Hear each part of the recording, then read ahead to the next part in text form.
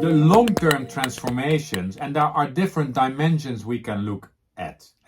Of course, long-term transformations in organizations and also for HR is the digital transformation, moving in the digital world. And you could say that's a long-term transformation where we are only still touching the surface. It's a lot more than just video conferencing and those type of things. There's a lot coming, and we are only touching the surface. So that's one dimension, the digital transformation in organizations. And of course, HR can contribute a lot to this transformation, has to contribute a lot.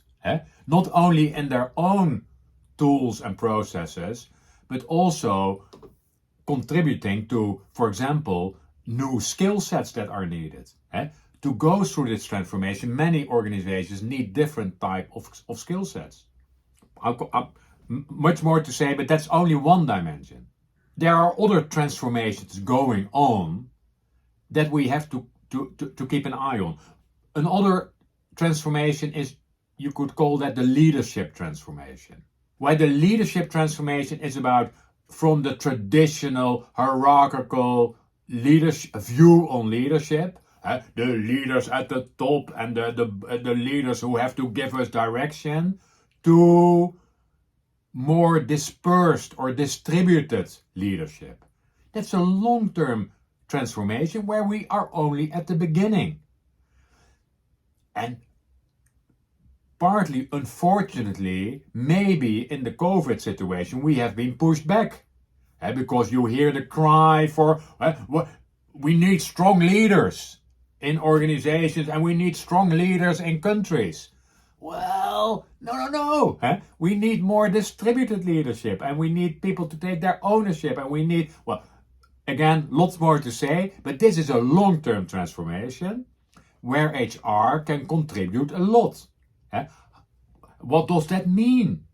Distributed leadership. How do we work in more self-managed teams, etc., etc. Long-term transformation where we can contribute a lot. Another transformation is around the transformation of the workforce. And the workforce transformation, there are different dimensions, but one is, and I say it archetypical, is from employees, traditional employees. They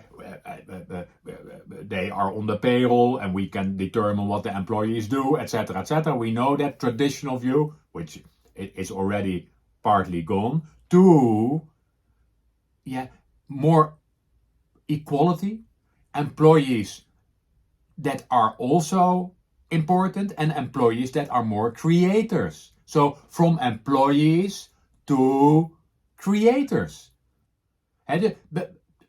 The view of the employee as someone we own. You still hear a lot about that. You only have to read and people say, how do we keep our employees? How do we keep our employees from going? How do we motivate our employees? That is reflecting the old traditional view. Non-equal. Organization, people. We can determine what the people do. The new view is people are the organization. And that's not only the people on the payroll, but that's all the people who in one way or another contribute to the goals of the organization. So that's also widening the scope. That's another trend. But the employee, who are the employees? Let's not talk about employees. But let's talk about the people who contribute to what we want to accomplish. And that's that's not revolutionary because it's already going on, but HR has to adapt and to transform. And let's not use adapt. HR is still often in this old view. They have to move and to help us move to the new world. Of course, there are transformations on various areas. And I've described them, the digital transformation, leadership transformation, employee transformation. There are more, One transformation we did not discuss is a transformation from organizations very much focused on their own goals, yes, to organizations that realize that they are playing a role in society, that they have a responsibility to help solve big societal problems, yes, like inequality, like the whole area of climate, yes. But there are big societal problems where organizations have to take a point of view and see how they can contribute. Well, that's a long-term transformation. That's the transformation on that X where I see HR as an activist. Saying HR should also take their own responsibility and say, we as HR take a responsibility to help deal with those issues in the organization, primarily, but partly also outside the organization. But for example, inequality. Many organizations, there's inequality. Many organizations, still there is abuse. So there's all kinds of things that are wrong in organizations. But let's talk about lack of diversity, lack of equality. Well, there are quite some organizations where HR, well, you can question what HR is doing. Are they observing? Are they measuring? Are they making reports? Are they advising? That's often what's happening. No, that's not enough.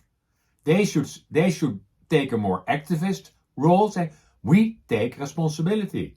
If there's inequality, for example, many organizations, females get paid less on average than men for similar comparable positions. Yeah, why is that not changing? That's not something new that is going on for years and years. We observe the differences, but what's HR doing in those organizations?